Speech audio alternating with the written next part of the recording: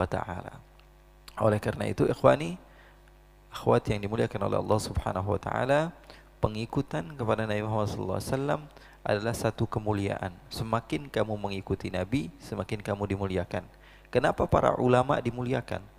Karena mereka memiliki sedikit kesamaan, karena mereka adalah lisannya Nabi Muhammad. Bayangin, ya, sedikit ustadz, kiai, ulama, habaib dimuliakan sama orang. Kenapa? Bukan gara-gara zat dianya sih apa yang dia punya, tapi karena keilmuan yang dia miliki, dan ilmu tersebut bersambung kepada Nabi Muhammad SAW, maka jadi mulia. Kita saja umat Nabi Muhammad SAW.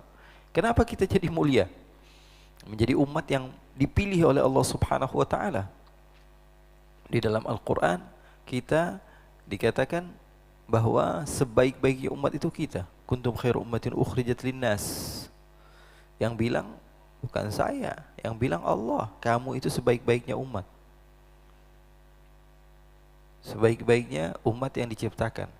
Umatnya Nabi Adam, umatnya Nabi Idris, umatnya Nabi Nuh, umatnya Nabi Hud, umatnya Nabi Saleh, umatnya Nabi Musa. Yang dikatakan begitu hebat umatnya Nabi Isa. Tapi semua itu makomnya, derajatnya di bawah umat Nabi Muhammad, di bawah kita semua ini. Ya, sesuai dengan firman Allah Subhanahu wa taala. Dan di akhirat kelak kita akan mendapati bahwa sungguhnya makom derajat kita kalau kita mengikuti Nabi Muhammad SAW jauh di atas umat-umat yang lain. Sampai-sampai Nabi Muhammad SAW katanya, malaikat penjaga neraka. Malaikat apa namanya? Malaikat apa penjaga neraka? Malaikat Malik. Nabi Muhammad SAW senantiasa meminta untuk dikeluarkan dari umatnya. Ini umat saya, jangan dimasukkan sini. Ini umat saya, jangan dimasukkan sini. Sampai-sampai malaikat Malik ini nggak pernah senyum orangnya.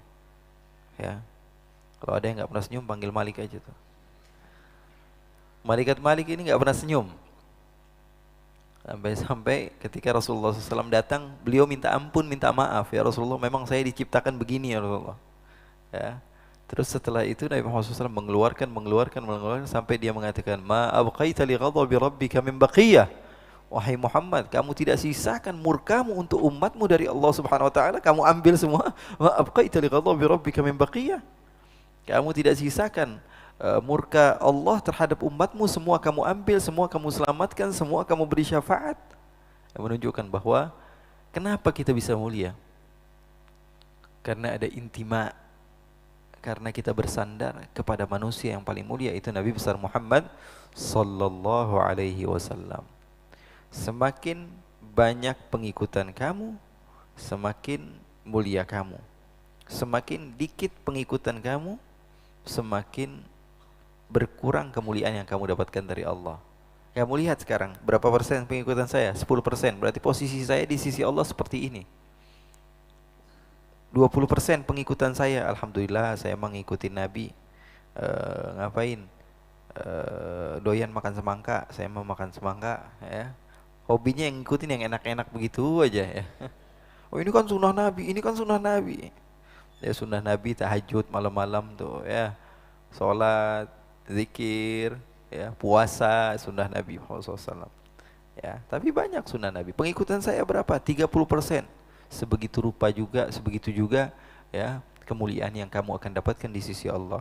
50%, 70%. Makanya ulama-ulama terdahulu mereka berani mengatakan, "Lau ghaba anni Rasulullah tarfata ain ma adattu nafsi minal muslimin."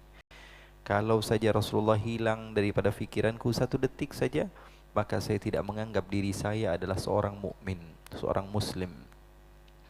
Ini menunjukkan bahwa sesungguhnya mereka memiliki kadar yang begitu luar biasa di dalam pengikutan kepada Nabi Muhammad SAW. Kalau kita sih masih kosong, jauh banget ya Allah, ya pengikutan kita kepada Nabi Muhammad. Gimana mau ngikut orang nggak kenal? Ini pertanyaan kedua ini. Gimana mau ngikut kalau kita nggak kenal? Yang mau diikuti siapa? Orang kita nggak kenal orangnya. Semangat sekarang, alhamdulillah saya mau ngikuti Nabi. Apanya yang mau diikutin? Nggak tahu. Orang tahunya Nabi Muhammad, Nabi yang paling mulia, Nabi yang ke-25, itu doang yang diketahui. Yang mau diikuti apa?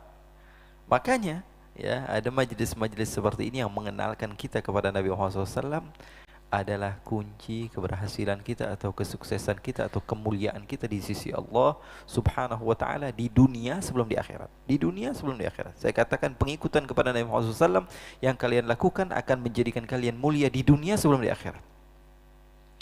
Karena kalian pasti dicintai oleh Allah.